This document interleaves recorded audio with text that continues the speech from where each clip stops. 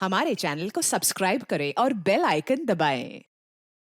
दो engineering students अपने परिवार को बिना बताए एक किले पर मिलने आते हैं और वहीं पर उनकी हत्या कर दी जाती है। छानबीन के दौरान पुलिस को ऐसा प्रतीत होता है कि दोनों के परिवार वाले और दोस्त मानो अपने दिलों में कोई राज दबाकर बैठे हैं। आखिर क्या था ये राज, क्यों और किसने किया था ये जुर्म? देखते हैं इस केस का दूसरा और आखिरी भाग, क्राइम पेट्रोल सतर्क।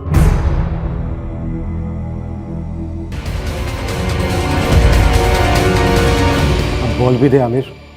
सर, अरशद और जावेद के बीच पुरानी दुश्मनी थी। अरशद ने जावेद को धमकी भी दी थी कि वो उसे नहीं छोड़ेगा। दुश्मनी की वजह?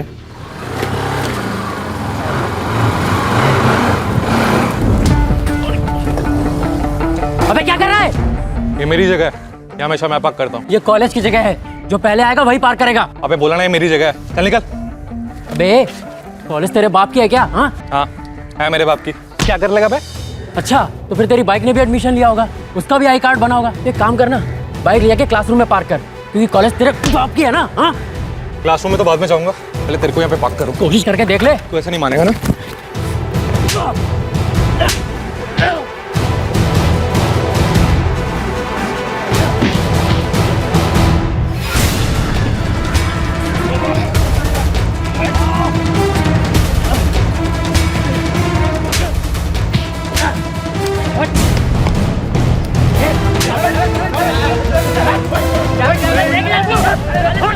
बाइक तो मेरी भागोगी, उखाड़ ले तो खाना।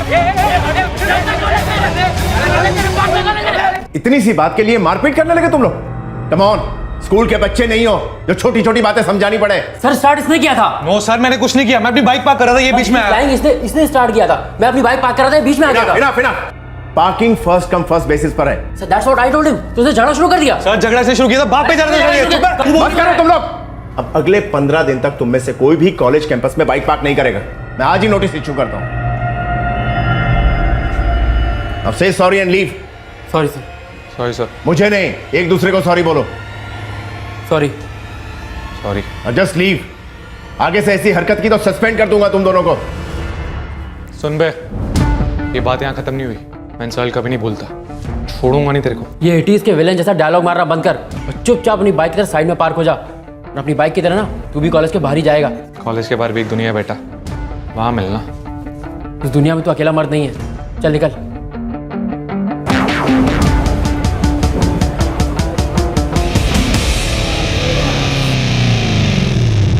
कब की बात है? यही कुछ 2 महीने हुए होंगे सर। तुम्हारे कहने का मतलब है कि पार्किंग जैसी छोटी सी बात के लिए जावेद की जान गई। बात छोटी थी, लेकिन झगड़ा काफी बड़ा हुआ था सर। दोनों के बीच में काफी टेंशन हो गई थी। अरशद चुप था, लेकिन अंदर ही अंदर मौका ढूंढ रहा था वो जावेद से बदला लेने का। बिस्मिल्लाहिर्रहमानिर्रहीम सल्लल्लाहु अलैहि सल्लल्लाहु तआला अलैहि वसल्लम सलातु व सलाम अलैका या हबीबी या रसूलल्लाह सल्लल्लाहु तआला अलैहि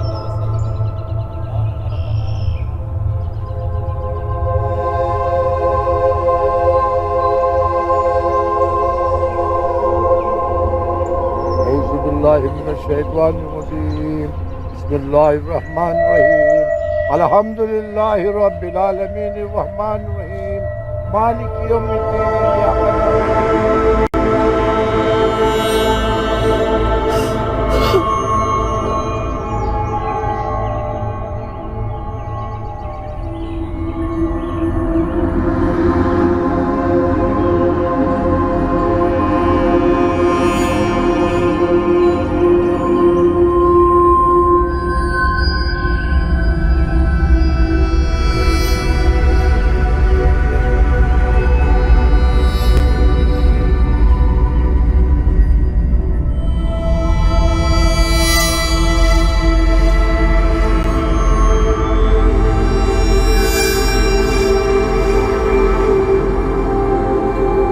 एक दूसरे से प्यार करने वाले दो युवा महज 20-21 साल की कम उम्र में इस दुनिया से रुखसत हो गए। क्या उनकी मौत एक सोची समझी साजिश थी जो अरशद ने पार्किंग को लेकर हुए झगड़े का बदला लेने के लिए रची थी?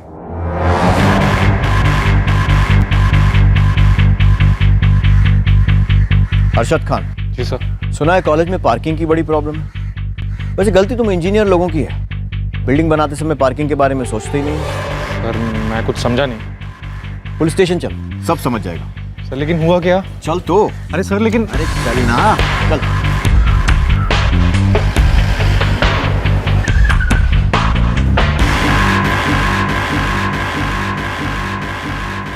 सुना है बहुत गुस्सा आता है तुझे। पार्किंग नहीं मिली तो 2 लोगों को मरवा दिया। मरवा दिया? सर ये क्या कह रहे हैं आप? वही जो तूने किया है। अब तो हमें सिर्फ ये बता कि जावेद और सुमैया को मरवाने की कितने की सुपारी दी थी तूने? सर आप बेकार में मुझ पर शक कर रहे हैं। मैंने कोई सुपारी नहीं दी। मानता हूं मेरा उसके साथ झगड़ा हुआ था, गुस्सा भी आया था, लेकिन बाद में मैं उस पूरे एपिसोड को भूल गया था। अच्छा, तूने कहा और हमने मान लिया? सर कॉलेज में जब जावेद की डेथ की बात फैली तब मुझे पता भी नहीं था कि वो कौन था। फिर किसी ने याद दिलाया कि वही लड़का है जिसके साथ मेरा झगड़ा हुआ था। और सर झगड़े के वक्त मुझे उसका नाम भी नहीं पता था। चल बैठ, एक बात बताता हूं तुझे। तेरे जैसे ना बहुत भुलक्कड़ लोग आते हैं यहाँ मेरे पास। पहली बार जब मुझसे मिलते हैं तो उन्हें कुछ याद नहीं होता, लेकिन जब मेरे डंडे से दोस्ती होती है ना उनकी, तो सब कुछ याद आ जाता है। फिर तसल्ली के साथ बैठकर हम गुफ्तगू करते हैं। अब तो ये बता कि ऐसे ही बताएगा या फिर थोड़ी खातिरदारी के बाद? सर आपको मेरे बारे में जरूर किसी ने कुछ गलत बताया है। मेरे और जावेद के झगड़े का कोई फायदा उठा रहा है। सर मैं इतना बेवकूफ़ नहीं हूँ जो पार्किंग जैसी माइनर बात को लेकर किसी का मर्डर करता हूँ। अगर याद रहता तो शायद उससे दोबारा झगड़ा करता। कि मर्डर जैसा क्राइम करके मैं अपनी लाइफ क्यों बर्बाद करूंगा? अब आप यहाँ पूछो या डंडे से दोस्ती के बाद, मेरा जवाब यही रहेगा।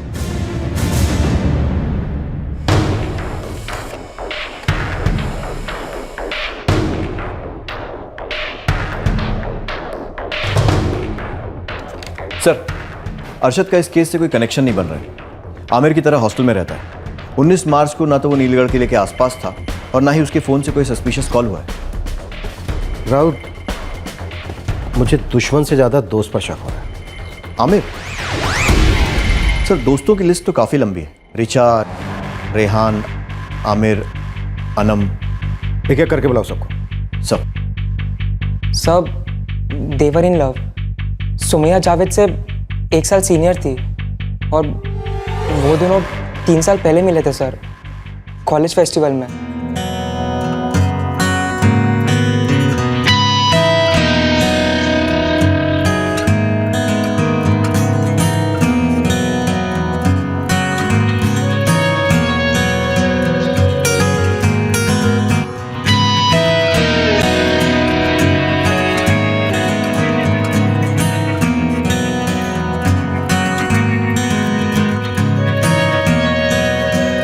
मेरी बस एक ही ख्वाहिश है कि मेरी पंख हो और मैं बस आसमान में उड़ती रहूं और मेरे पैर कभी भी जमीन पर ना पड़े। मेरी उड़ान, मेरी आजादी, बस इतनी सी है मेरी ख्वाहिश।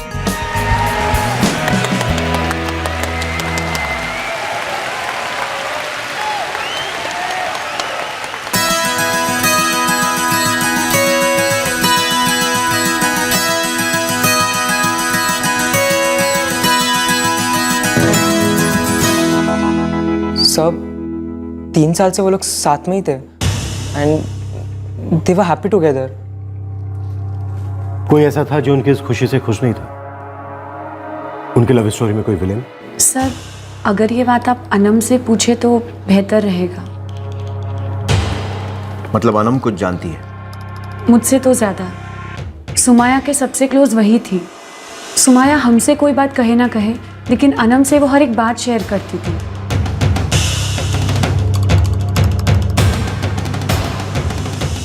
क्या सुमैया ने तुम्हें ऐसी कोई बात बताई थी जो इस केस से जुड़ी हो सकती है? एक बार सुमैया ने मुझे बताया था कि आमिर भी उसे लाइक करता है और उसने प्रपोज भी किया था। लेकिन सुमैया तो जावेद को लाइक करती थी, ना कि आमिर को, राइट? सुमैया आमिर को सिर्फ अपना दोस्त मानती थी।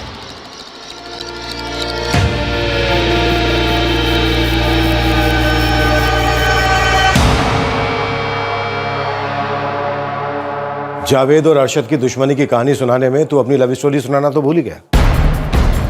ये तो अच्छा हुआ अनम ने हमें बताया कि सुमैया का एक और आशिक था। तो जी सर, मैं उससे प्यार करता था, पर वो नहीं। ये बात तूने हमसे पहले क्यों नहीं बताई?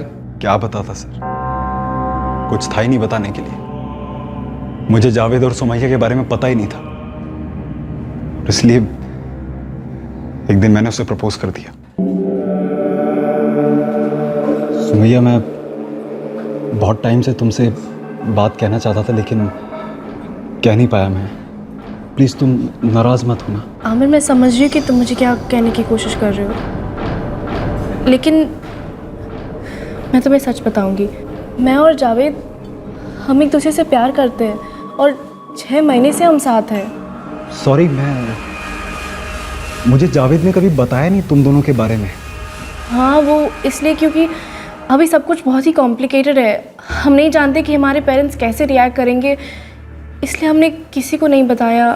सो सॉरी, तुम हर्ट हुए। और नहीं, ऐसी कोई बात नहीं है। तुम और जावेद साथ हो, I am happy for you too. बस अगर ये पता होता तो ये एम्बैरेसिंग सिचुएशन अवॉइड हो जाती, और कुछ नहीं। But it's okay. एक काम करते हैं, अभी जो सीन हुआ उसको अपनी मेमोरी से इरेज कर देते हैं। हाँ, हम अभी भी दोस्त तो हैं ना? सर, मैं नहीं चाहता था कि चीज़ें कॉम्प्लिकेटेड हो, और इसलिए हमने उस दिन के बाद इस टॉपिक पे कोई बात नहीं की, और सब कुछ पहले जैसा नॉर्मल था सर। ना कोई सैड सॉन्ग गाया, ना कोई ड्रामा किया। इतना सीधा साधा तो लगता तो नहीं है। मैं सच कह रहा हूं सर। मैं जानता हूं कि मुश्किल होता है ना सुनना, बुला देना, पर सर यही सबके लिए बेहतर था। आमिर मियां, आपको इंजीनियर नहीं बल्कि फिलॉसफी का स्टूडेंट होना चाहिए, क्योंकि बातें बनाने में बहुत माहिर हुआ। पहले अरशद की दुश्मनी की कहानी सुनाकर उसे टारगेट बनाने की कोशिश की, और अब जावेद और सुमैया की फैमिली प्रॉब्लम का राग अलापना शुरू कर दिया। सर, मैं आपको वही सब बता रहा हूं जो सुमैया ने मुझे बताया था। फैमिली प्रॉब्लम वाली बात खुद सुमैया ने मुझे बताई थी सर। आमिर के मुताबिक सुमैया को इस बात का डर था कि उसकी और जावेद की फैमिली शायद उनके इस रिश्ते को मंजूरी नहीं देगी। क्या यह बात एक अहम लीड थी जो इस केस को नई दिशा देने वाली थी, या फिर पुलिस को बहकाने की एक और कोशिश? लेकिन पुलिस को आमिर के खिलाफ ऐसा कोई सबूत नहीं मिला जिससे कि यह साबित हो सके कि वो पुलिस को गुमराह करने की कोशिश कर रहा था। सर, आमिर के फोन रिकॉर्ड्स तो एकदम क्लीन है। फिर भी नजर रखो। सर, फैमिली से पूछताछ करनी है। राव, तो एक काम करो, अनम को फिर से बुलाओ।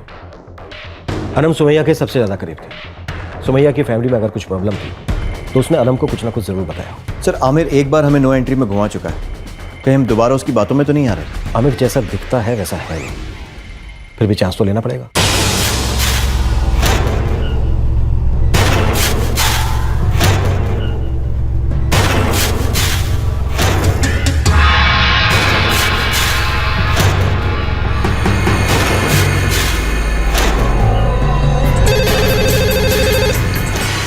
हेलो सर, मैं जावेद का अब्बा बोल रहा हूँ। कुछ पता चला किसने मेरे बेटे की जान ली? अब तक तो नहीं, पर पूछताछ जारी है। वैसे आपसे भी कुछ सवाल करने हैं, जल्दी आएंगे आपके पास। जी। फिक्र मत कीजिए, कातिल बहुत जल्द पकड़ा जाएगा। नहीं सब, कभी फैमिली की बात इतनी डिस्कस नहीं की थी सुमैया ने। कमाल है, तुम तो उसकी सबसे क्लोज फ्रेंड थी ना? हाँ सर, लेकिन क्या पता शायद ऐसी कोई बात हो ही ना। अच्छा, जावेद और सुमैया की फैमिलीज को पता था उनके इस रिलेशन के बारे में? आई एम नॉट श्योर, लेकिन कॉलेज दोनों साथ में ही आते थे। जावेद सुमैया को उसके घर पिक करने के लिए जाता था। अब वो उसके घर से उसे पिक करता था या कुछ दूरी से, ये मुझे नहीं पता।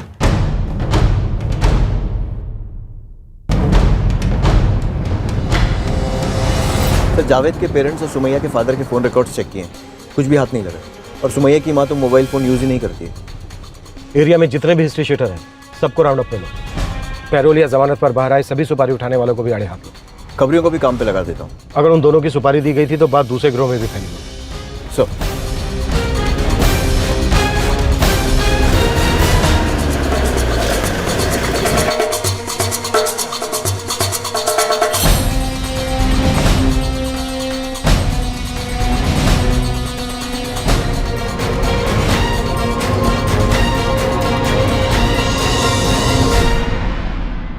मैंने सामान दे दिया है, बाकी बात तुम देख ले।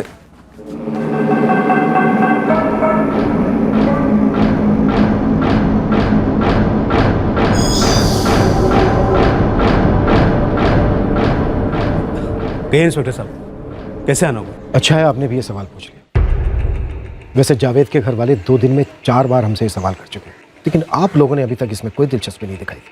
हम क्या पूछते, हम तो इस गम से उबरने की कोशिश कर रहे हैं। औलाद को खोने से बड़ा गम कोई और नहीं होता। वैसे दुख तो आपकी बीवी को भी बहुत हुआ, लेकिन वो अपनी बेटी की लाश तक देखने नहीं आई।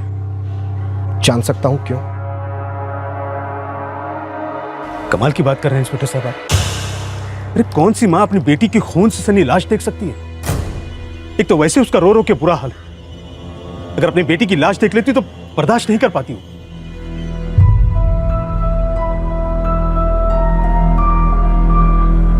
हम जब भी आते हैं वो पर्दा करके अंदर चली जाती है। कहीं कुछ ऐसा तो नहीं है जो आप लोग नहीं चाहते वो हमें बताएं। ये हमारी तहजीब है, रिवाज है। हमारे घर की औरतें गैर मर्दों के सामने चेहरा नहीं दिखाती, और वैसे भी रिवाजों के दायरे में रहना कोई बुरी बात तो नहीं है। पर कहीं ऐसा तो नहीं है कि सुमैया आपकी तहजीब और आपके रिवाजों के खिलाफ चल पड़ी थी और आपको ये बात बुरी लगी तो?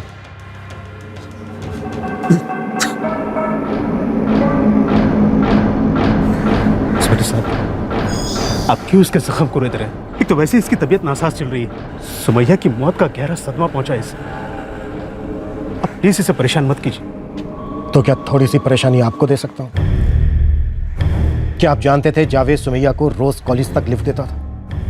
3 सालों से उनका ये रिश्ता चल रहा था। बस कीजिए आप, मेरी मरहूम बेटी पर कीचड़ मत उछालिए। सुमैया निहायत सीधी और नेक लड़की थी, वो हमारी पीठ पीछे कुछ नहीं करती थी। मान ले, लेकिन एक बात आपकी जानकारी के लिए बता दूं शेख साहब, हम पुलिस वालों का भी ना एक रिवाज होता है, मुजरिम को सजा दिलाना, और मैं इस रिवाज का बहुत पक्का हूं, जिद्दी भी।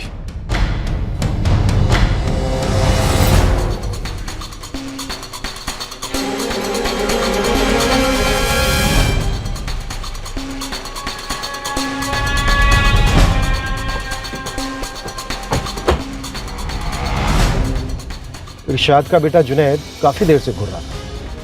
राउत, जरा कुंडली तो निकालो उसकी। सर।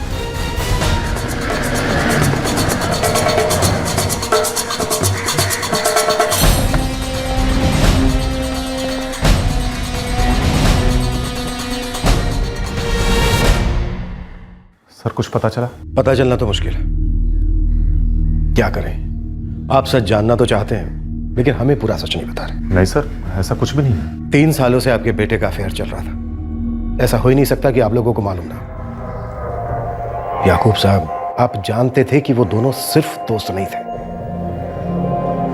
कि जो आपका आधा सच और आधा झूठ है ना, जब इस केस को सोल्व नहीं करने देगा। आप समझ रहे हैं ना मैं क्या कह रहा हूं? वो जावेद और सुमैया एक दूसरे से प्यार करते थे, ये बात हम जानते थे, और सुमैया के घर वाले भी। वो दोनों शादी करना चाहते थे, और यही बात करने जावेद सुमैया को घर भी लाया था, हमसे मिलवाने।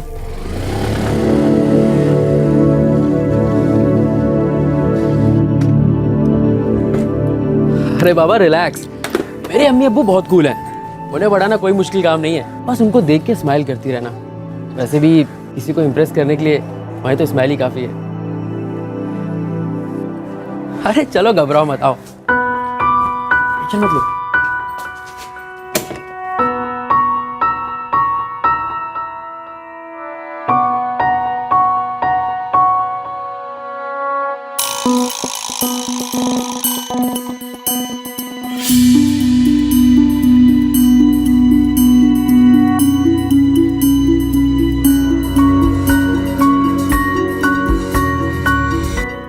हम उनके रिश्ते के खिलाफ नहीं थे, हमें तो सुमैया अच्छी लगी थी, हम खुश थे, लेकिन सुमैया के परिवार को इस रिश्ते से इनकार था। ये बात आपने हमें पहले क्यों नहीं बताई? सर हमें डर था कि हम कुछ कहेंगे तो जावेद की तरह हम भी। आप सुमैया के घर वालों से डर रहे थे, क्यों? क्योंकि हमने उनके रिश्ते को रजामंदी दी थी सर। सुमैया के वालिद ने ही दोनों बच्चों की जान दी है, आप सख्ती से पेश आएंगे तो वो सब सच उगल देंगे। ये छोड़िएगा मत सर।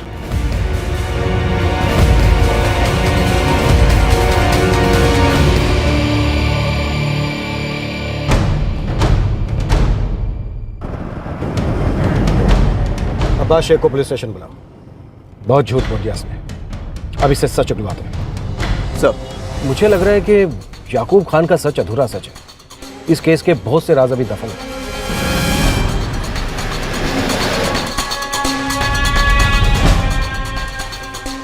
हमें पता चल चुका है कि आप जावेद और सुमैया के रिश्ते के बारे में जानते हैं। हमें शक है कि आपने ही अपनी बेटी को मरवाने की साजिश की। थोड़ा सोच के जवाब दें, क्योंकि आपका एक और झूठ हमारे शक को यकीन में बदल सकता है।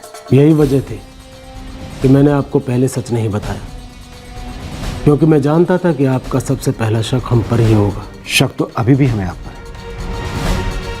आपको उन दोनों के रिश्ते के बारे में किसने बताया? खुद सुमैया ने। इन्हीं सब चीजों के लिए कॉलेज जाने की जिद कर रही थी? नहीं अब्बू, ऐसा नहीं है। अचानक से ये सब हो गया और पता ही नहीं चला कब क्या। अब्बू, जावेद अच्छा लड़का है। कब से जानती हो उसे? 3 सालों से। उसके घर वालों को पता है? मान जाएंगे वो रिश्ते के लिए? बोल। अब्बू, जावेद को नहीं पता कि वो राजी होंगे या नहीं, लेकिन वो कोशिश कर रहा है। मेरी बेटी भोली थी, जो जावेद के घर वालों से उम्मीद लगाए बैठी थी। उन्होंने आपसे झूठ कहा है। जावेद का परिवार इस रिश्ते के खिलाफ था। मैंने सुमैया को कितनी मर्तबा समझाया कि वो बड़े पैसे वाले लोग हैं, बिल्डर हैं, ये कभी बर्दाश्त नहीं करेंगे। और वही हुआ। जो लोग अपने बेटे को मारने में नहीं हिचकिचाए,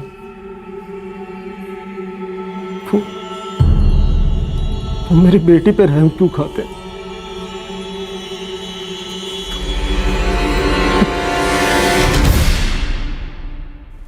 कमाल है, दोनों एक दूसरे पर इल्जाम लगा रहे हैं। सर, दोनों में से कोई एक तो झूठ बोल रहा है, लेकिन कौन?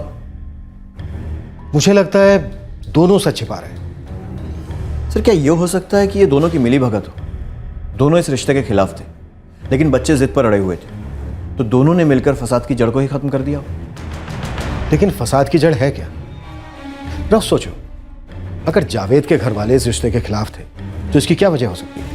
क्योंकि वो सुमैया के घर वालों से ज्यादा अमीर है। और अगर सुमैया के घर वाले खिलाफ थे तो उसकी क्या वजह हो सकती है? क्योंकि वो पुराने ख्यालों के हैं और शायद लव मैरिज के खिलाफ है। फसाद की जड़ इसी में से कोई एक है। या तो पैसों का गुरूर, या फिर पुराने रिवाजों का बोझ। क्या इस डबल मर्डर केस की सही नस इस बार पुलिस की पकड़ में आ गई थी, या फिर पुलिस अब भी अंधेरे में तीर चला रही थी? सुमैया और जावेद दोनों के परिवार एक दूसरे को इस अपराध का कसूरवार ठहरा रहे थे। यह आरोप प्रत्यारोप क्या इस केस को उलझाए रखने का एक जरिया था? क्या दोनों परिवारों ने मिलकर इस घिनौने जुर्म को अंजाम दिया था?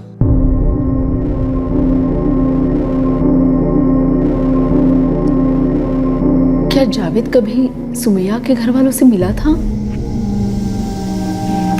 पता नहीं, उसने कभी बताया नहीं।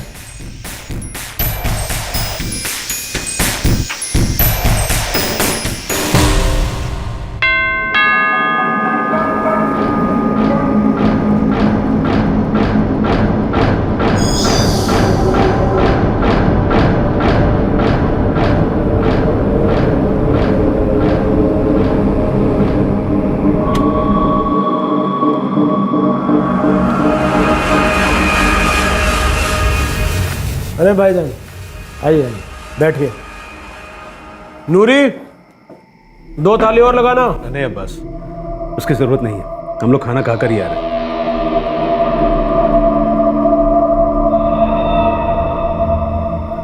क्या हुआ? चाचा जान, सब जगह हमारे घर की ही बातें हो रही है। सब एक ही सवाल पूछ रहे हैं कि क्या हम सुमैया और उस लड़के के निकाह के खिलाफ थे? सुमैया ने ठीक नहीं किया उस जावेद से रिश्ता जोड़कर। हमारी इज्जत को खाक में मिला दिया उसने।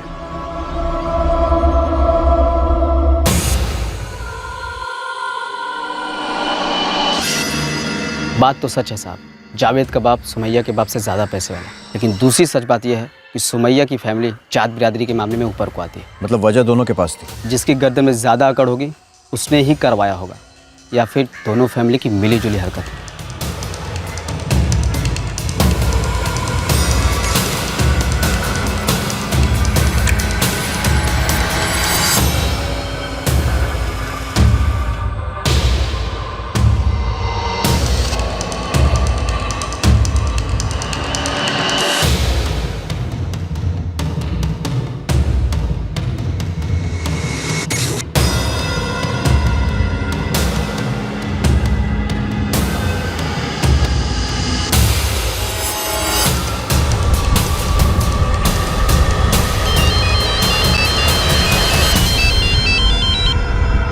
हेलो इरशाद साहब, सब इंस्पेक्टर राउत बोल रहा हूँ पुलिस स्टेशन से।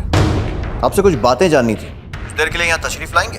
बात क्या है साहब? दरअसल हम ये जानना चाहते हैं कि आपने अपने होने वाले दामाद जावेद से क्या बातें की थी।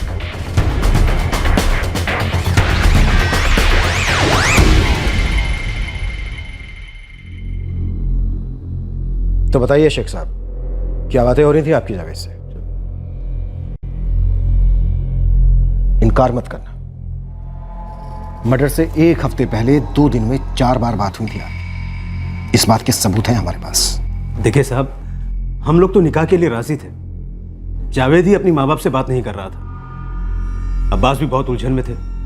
शादी जैसे नाजुक मामले में बेटी वालों को थोड़ी एहतियात तो बरतनी पड़ती है। छोटा शहर है, बात फैलते देर नहीं लगती साहब। और जावेद अगर ऐन वक्त पर इनकार कर देता तो बेटी की बड़ी बदनामी होती। इसलिए मैं बार बार फोन करके उससे पूछ रहा था कि उसने अपने माँ बाप से बात की या नहीं। तो फिर क्या कहा जावेद ने? वो तो हर बार यही कह रहा था कि आप इत्मीनान रखिए, मौका देखकर मैं बात कर लूंगा। और आपको लगा कि जावेद शायद कभी अपने माँ बाप से बात नहीं करेगा, तो जावेद को चुप करा देते हैं हमेशा के लिए। पर इसमें एक अड़चन थी। सुमैया, आपको लगा होगा कि जावेद को अगर चुप करा भी दिया तो सुमैया चुप नहीं बैठेगी। ये क्या बात कर रहे हैं साहब? सुमैया मेरी बेटी जैसी थी, गोद में खिलाया मैंने उसको। 444567 14 मार्च को इस नंबर पर लगातार बात हुई आपकी, कम से कम 10 बार। और 19 मार्च को, जिस दिन जावेद और सुमैया का मर्डर हुआ, 6 बार बात हुई आपकी। जावेद और सुमैया का मर्डर हुआ 10:30 पर, और इस नंबर से आपको आखिरी कॉल आया 10:45। जाहिर सी बात है वो आखिरी कॉल मैसेज देने के लिए था कि काम हो गया, और 11 बजे से ये नंबर स्विच ऑफ है।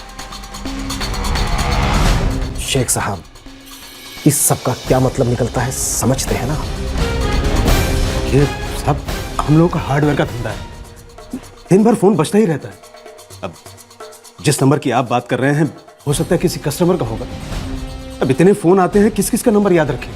ये जिस नंबर को आप अपने किसी कस्टमर का नंबर कह रहे हैं ना, ये एक फेक आईडी पर खरीदा गया है और सिर्फ 5 दिन यूज हुआ है। आप खामखा मुझे फंसा रहे हैं। किसने सिम लिया, कैसे लिया, किससे बातें की, मुझे नहीं पता। सब सुमैया मेरी बेटी जैसी थी, बहुत अजीज थी मुझको,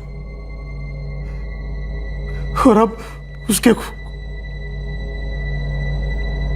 पुलिस अब इस केस को सॉल्व करने के काफी करीब आ पहुंची थी। यह बात तय थी कि दोनों में से एक परिवार इस डबल मर्डर केस में इन्वॉल्व था, और ऐसा लग रहा था कि सुमैया के बड़े चाचा इरशाद शेख का भी इसमें हाथ था। लेकिन पुलिस के पास इरशाद शेख को गिरफ्तार करने के लिए कोई सबूत नहीं था, और तभी अचानक एक ठोस सबूत पुलिस की झोली में आ गिरा।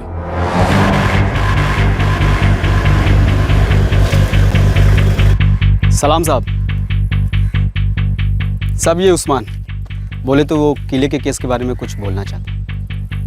बोलो उस्मान। साहब, एक बंदा है साहब, नवनाथ मौर्य। आप उनको नागपुर जेल में मिला साहब। उसका इस केस से क्या कनेक्शन है? साहब, वो 10 मार्च को जेल से छूटा था साहब। जाते वक्त अपन को बोला कि बाहर कोई बहुत बड़ा काम मिला है उसे। चल उस्मान, छुट्टियां खल्लास, वापस काम पे लौटने का टाइम आ गया है। बाहर अपने लायक कोई काम हो तो बताना। पक्का। सुन इधर, अगर 2-3 दिन में यहाँ से निकलने का कोई जुगाड़ लगे ना तो मेरे को बोलना। एक सॉलिड काम है तेरे लिए, सांगुर में। क्या काम है भाई? एक लैला मजनू है, ज़्यादा अपने को नहीं मालूम। राघव दादा ने बुलाया मेरे को। ठीक है भाई, अपन जैसे जेल से बाहर आएगा कॉल करेगा आपको।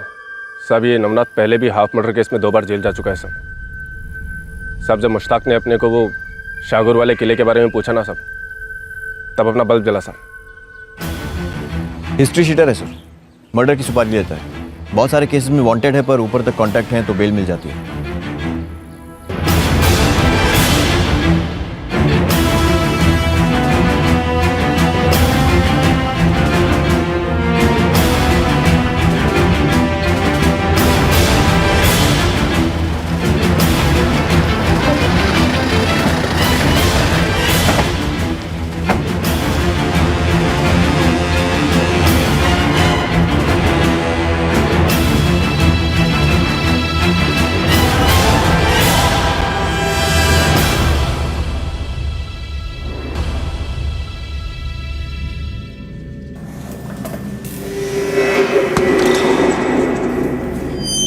चलो हम सब, बाकी का तंदूरी चिकन तुझे लॉकअप में खिला दे।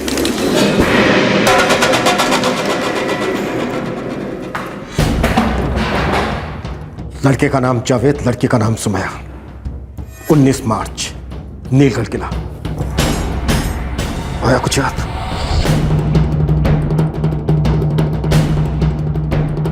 अपने को तो सिर्फ फोटो मिला था, नाम नहीं मालूम। 3 लोग लगाए थे उनका पीछे।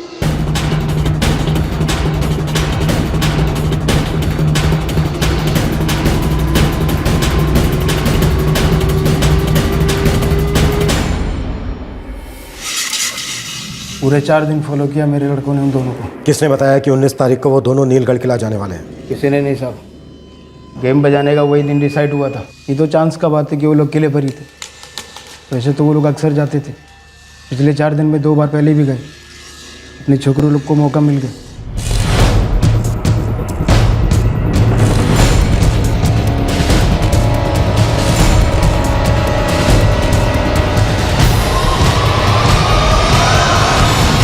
कौन हो तुम लोग? क्या चाहिए तुम लोगों को?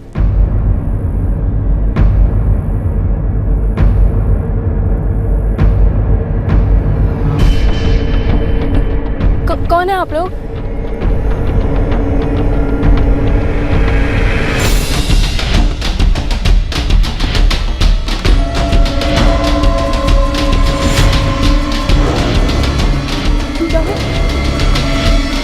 क्या कर रहे हो तुम लोग?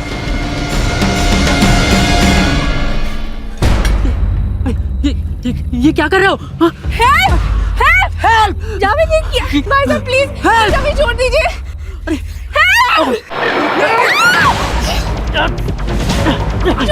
सुमैया तुम भाग! छोड़ मुझे! मेरे घर में जावेद!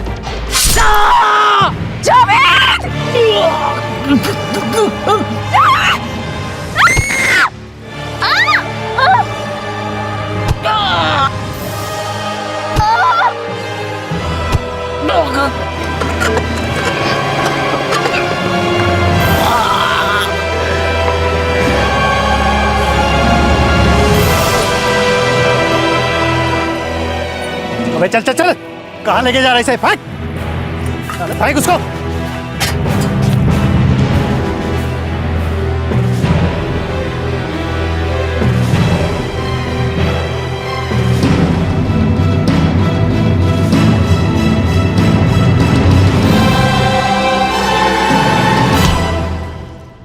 कितने मिले थे?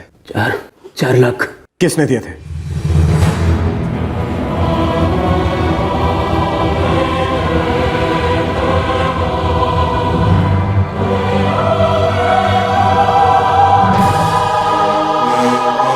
पहले तो अपने लड़के लोग कुछ दिन फील्डिंग करेंगे, फिर मौका मिलते विकेट उड़ा देंगे। 1 हफ्ते में काम हो जाएगा।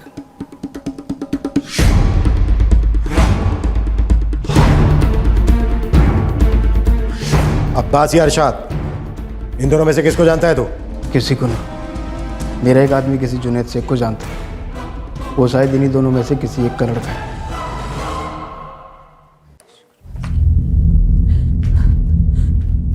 कौन सा पहाड़ टूट जाता अगर सुमैया उस लड़के से शादी कर लेती तो? क्या गुनाह किया था मेरी बच्ची ने? तू अंदर जा, अंदर जा। नहीं जाऊंगी मैं अंदर। गलती मुझसे ही हुई, जिंदगी भर तेरी गुलामी सहती रही मैं।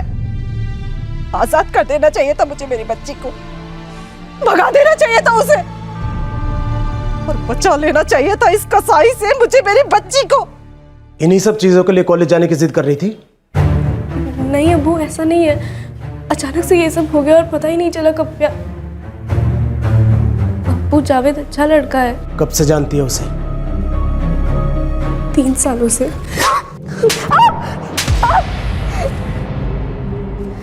अगर दोबारा ये गलती दोहराई तो टांगे तोड़ दूंगा तेरी। तू उस लड़के से कभी नहीं मिलेगी, समझी? क्यों अब्बू? हम एक दूसरे से प्यार करते हैं, शादी करते हैं। तेरी शादी वहां होगी जहां मैं चाहूंगा, हमारी कौम में, हमारी कौम में। कलेजा नहीं फटा तेरा अपनी ही बच्ची की बलि चढ़ाते हुए? क्या क्या शान बढ़ गई तेरी अपनी ही बच्ची की जान लेकर? गलती उसकी नहीं मेरी थी, ना उसे पढ़ाता ना ये बवाल होता।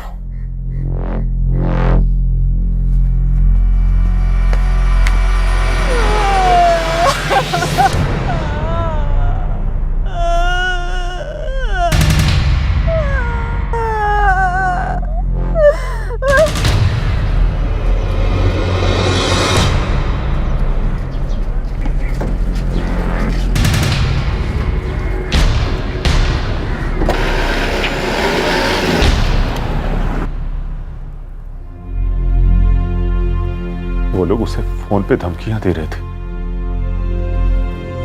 लेकिन जावेद ने हमें कभी क्यों नहीं बताया? इरशाद चाचा, मेरी बात तो सुनिए। तू मेरी बात सुन लड़के, सुमैया से दूर रहे, इसी में तुम दोनों की खैरियत है। और अगर तूने मेरी बात नहीं मानी ना तो बहुत बुरा होगा। तू जानता नहीं है मुझे, मैं कुछ भी कर सकता हूं। जावेद को समझना चाहिए था, उसका प्यार सच्चा था, लेकिन वो ये जानता था कि सुमैया का परिवार इसके लिए कभी राजी नहीं होगा। वो अगर सुमैया को बुला देता तो हम अपना बेटा कभी नहीं खोते।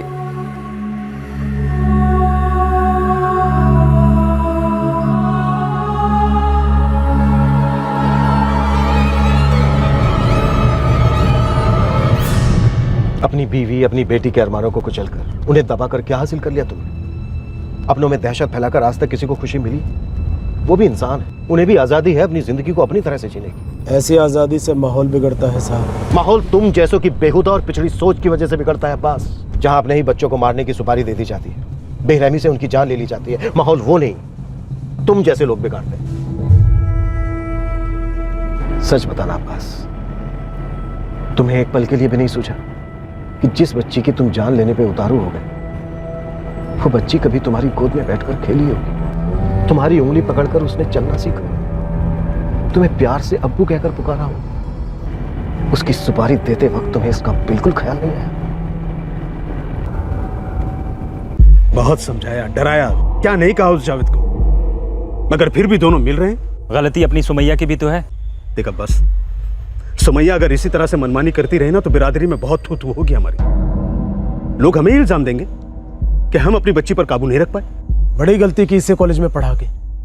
ये सारी मुसीबत कॉलेज में लड़कों के साथ पढ़ने से होती है। अगर इज्जत बचानी है तो कुछ ना कुछ तो करना ही पड़ेगा, सबक सिखाना पड़ेगा, कभी ना भूलने वाला सबक। और कैसे? मैं एक बंदे को जानता हूँ, बड़ा खतरनाक है, इस काम के लिए बिल्कुल सही है। कैसा काम? कहीं आप लोग? जेकब बस जज्बाती मत बनो भाईजान, बच्ची है वो हमारी। किसी को हक नहीं है हमारी इज्जत के साथ खिलवाड़ करने का, और जो ये जुर्रत करेगा उसे छोड़ेंगे नहीं। सब कुछ चला जाए मगर आन नहीं जानी चाहिए।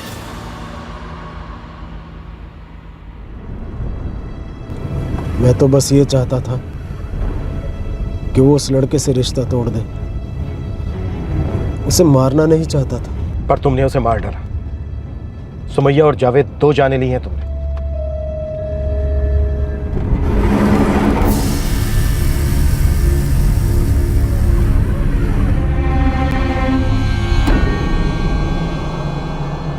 मुझे नहीं लगता कि हमारे पेरेंट्स कभी राजी होंगे। मुझे भी ऐसा ही लगता है। तो अब हम क्या करेंगे? पता नहीं, पहले पढ़ाई तो पूरी कर ले, फिर आगे कोई ना कोई रास्ता निकालेंगे। देखो, एक बार पढ़ाई पूरी हो गई तो कहीं ना कहीं अच्छी जॉब तो मिल ही जाएगी, और अगर हम अपने फैसले पे अड़े रहे तो हमारे पेरेंट्स को आज नहीं तो कल हमारी बात माननी ही पड़ेगी। एक बात बताओ, तुम्हारे पेरेंट्स तुमसे प्यार तो करते हैं ना, राइट? तो बस फिर डरने की क्या बात है? वो जैसा फिल्मों में होता है ना, दी एंड से पहले वो हमें समझ भी जाएंगे और हमें अपना भी लेंगे। Happy ending. तुम्हारी यही क्वालिटी मुझे सबसे ज़्यादा पसंद है। तुम कितने पॉजिटिव हो, अ ट्रू ऑप्टिमिस्ट।